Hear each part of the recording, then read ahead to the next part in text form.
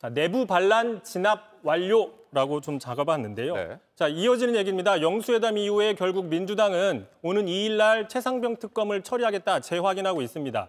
자, 국민의힘에서는 총선 참패 이후에 다른 건 몰라도 최상병 특검 정도는 받아야 되는 게 아니냐 이런 목소리들이 나오고 있었는데 네. 최근 들어 다 사그라드는 분위기입니다. 당내에 2명이 있었어요.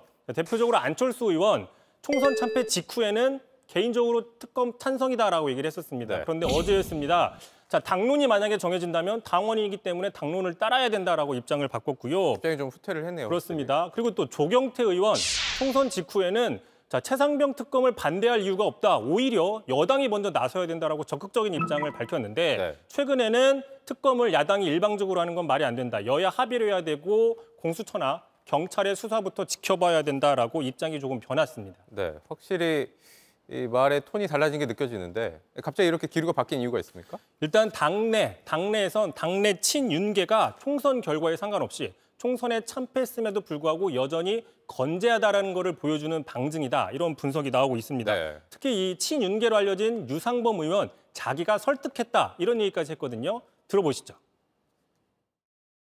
아마 안철수 의원도 제가 의청해서 설명을 하는 걸 들으시고는 구체적 사실관계를 다시 파악하시면서 많이 좀 생각이 바뀌신 걸로 알고 있습니다.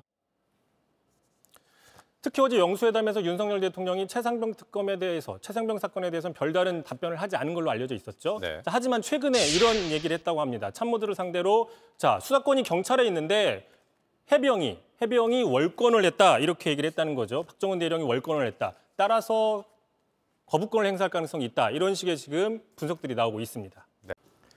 JTBC 뉴스를 시청해 주신 여러분 고맙습니다. 저희는 저녁 6시 50분 뉴스룸에서 뵙겠습니다.